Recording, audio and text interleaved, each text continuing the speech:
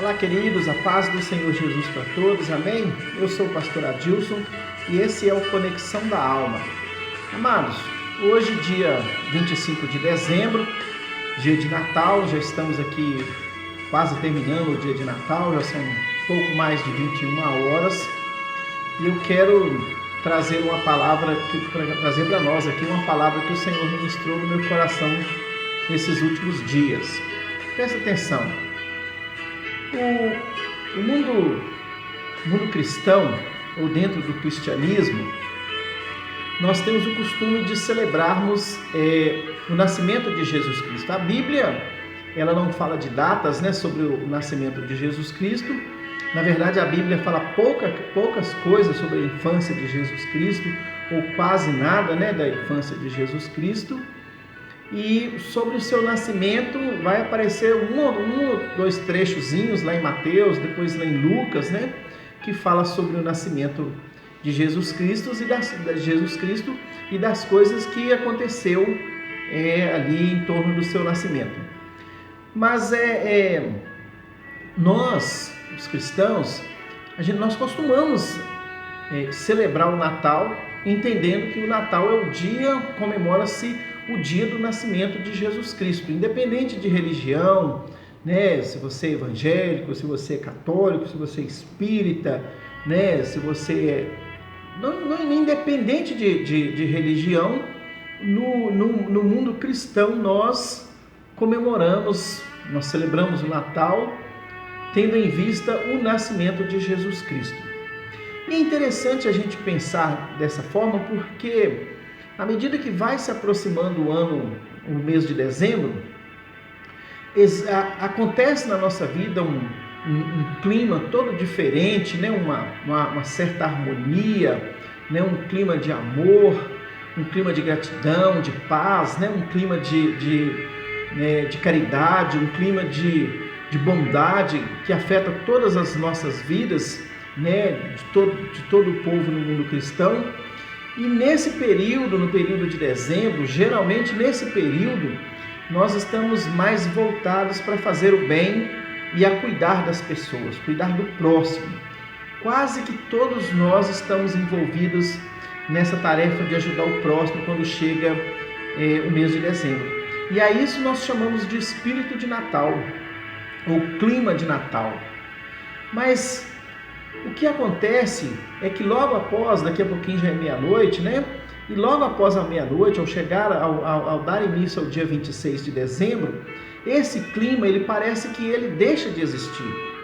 Parece que viramos uma página, ele fica para trás e os nossos pensamentos, eles começam a ir em uma direção já bem diferente daquilo que estávamos vivendo até então. A gente já começa a pensar nas festas do ano novo, nos feriados do ano que vem, mesmo os crentes começam a pensar no carnaval, que são os momentos que a gente tira para retiro, para lazer, etc. Mas a palavra de Deus, ela conta uma história muito bacana lá no livro de Lucas, Lucas capítulo 1, a partir do verso 26, e eu não vou ler o texto de propósito para que você se interesse por ler a palavra de Deus, para que você busque o entendimento. Eu não vou ler de propósito, mas eu quero dizer para vocês o seguinte, que lá em Lucas, no capítulo 1, a partir do verso 23, a palavra de Deus vai dizer que o anjo Gabriel, que o anjo do Senhor, que ele vem visitar Maria e ele vem trazer uma mensagem para Maria. E ele começa com a saudação dizendo: salve agraciada, o Senhor achou graça em ti. Ou seja, Deus viu em Maria alguma coisa diferente das outras mulheres e ele escolheu Maria para que Maria gerasse o Filho de Deus, o Filho que iria trazer para nós a salvação. E acontece que aquele anjo, quando ele começa a falar para Maria, ele começa a descrever tudo o que vai acontecer. Virá sobre ti a virtude do Espírito Santo, que te cobrirá, que te envolverá, o menino vai se chamar Jesus, ele vai salvar, ele vai assumir o trono de Davi, o seu reino não tem fim, e ele vai padecer pelos nossos pecados, ele vem para salvar a humanidade. Maria ela fica ouvindo tudo isso, né? Atenta. A palavra, ela fala apenas em 2 momentos. E um dos momentos em que Maria, que ela fala, né? Quando depois que o anjo fala tudo, ela pergunta assim: como que vai se dar isto? Ou seja, como é que isso vai acontecer? Porque Maria, a gente entende que ela tinha menos de 18 anos, porque naquele tempo, com 18 anos, era a idade que as mocinhas se casavam, e ela não era casada ainda, ela era noiva de José, que era da descendência de Davi. Então ela tinha um casamento marcado, e aí aparece um anjo para dizer para ela que ela iria engravidar, ficar grávida, e que não era do seu marido, não era do seu noivo, de José. E ela pergunta para o anjo: como que vai se dar isso? Naquele momento, queridos, eu fico pensando que Maria, ela podia dar um monte de justificativas, ela poderia querer sair fora, ela poderia inventar uma desculpa, ela poderia simplesmente dizer para o anjo: olha, comigo não, eu não. Sabe por quê? Porque naquele tempo a mulher, ela era tratada de uma maneira muito machista. Os homens daquela época, eles eram muito machistas. E a mulher, ela sofria muito por causa desse machismo dos homens. Naquele tempo, só para se ter uma ideia, Deuteronômio no capítulo 22, até o 24 vai falar dessas coisas, mas no capítulo 22, especificamente a partir do verso 13, que vai falar sobre algumas coisas, algumas situações, algumas regras da lei que acontecia, né, com as mulheres, e isso infelizmente acontece até os dias de hoje, da mesma forma que está escrito lá em Deuteronômio, que você pode ler lá no capítulo 22, a partir do capítulo 22, que até hoje ainda acontece em alguns países. E aí então, naquele tempo, a mulher, se ela se casasse, a palavra deixa claro que se ela se casasse com um camarada, com um homem, e um homem de alguma forma quisesse danificar a imagem daquela mulher, dizendo que ela não era virgem, e ele devolvesse aquela moça para o pai dela, a palavra diz que o pai, que ele iria, né, com o lençol que era a prova da virgindade, né, que ele iria com o lençol até os sacerdotes da cidade, e quando os sacerdotes examinassem o lençol e vissem que realmente aquela moça, ela era virgem, mas que o marido estava dizendo que ela não era virgem, ele estava defamando, aquele homem então, ele sofreria algumas consequências. Por exemplo, ele tinha que pagar um dote de 50 silos de pratas para o pai da moça, e ele seria castigado. Isso era a única coisa que acontecia com aquele homem. Mas, por um outro lado, se a moça, se ela fosse, por exemplo, ela tivesse desposada com uma pessoa e ela fosse violentada sexualmente, se ela ficasse caladinha, ela não gritasse, ela não denunciasse, né, aquele estupro, tanto ela quanto o homem, ambos seriam mortos, seriam apedrejados. Se ela fosse desposada com uma pessoa e ela tivesse um relacionamento e ela não gritasse porque não quisesse, porque talvez ela também tivesse interessada, só ela seria apedrejada.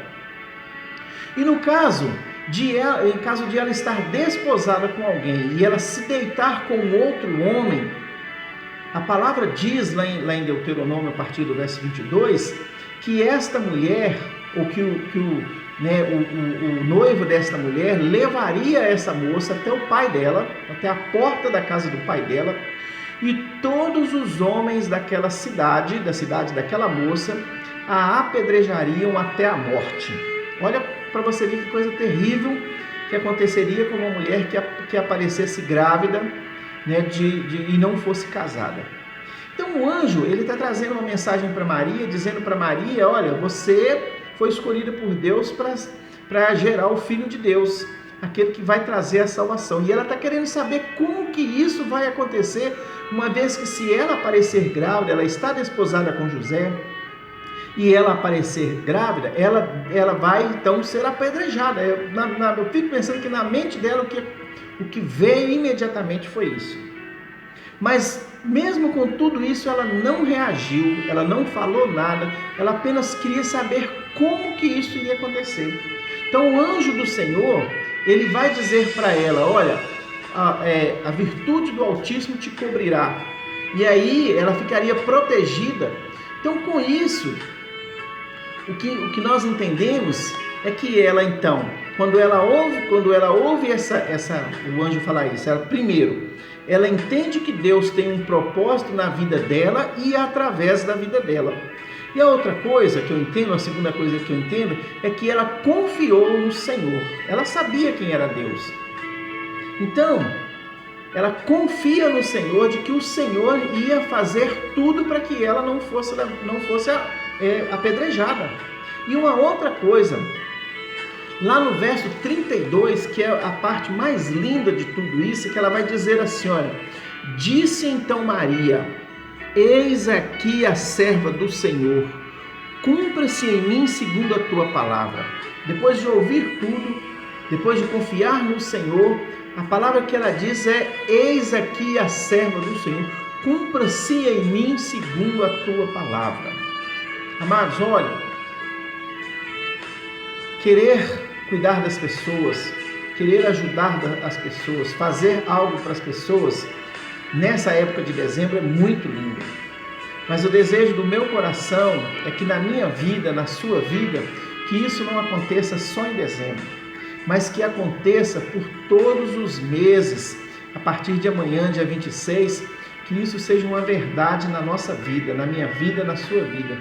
Que nós venhamos ter um coração quebrantado, voltado para o Senhor, que nós façamos igual Maria, que nós sejamos instrumentos do Senhor, para levar amor, para levar paz, para levar o cuidado com as pessoas.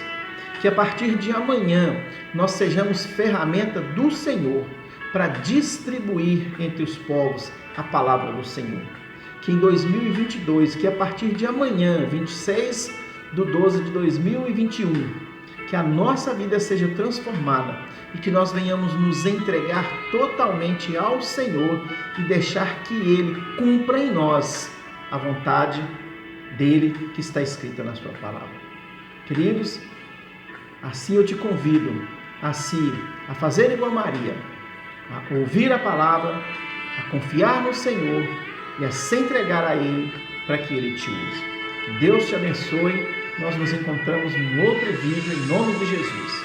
Se você achou interessante essa palavra, compartilhe, dê o seu like, ative o sininho para receber outras mensagens e você que não se inscreveu ainda, se inscreva. Até mais, em nome de Jesus. Amém.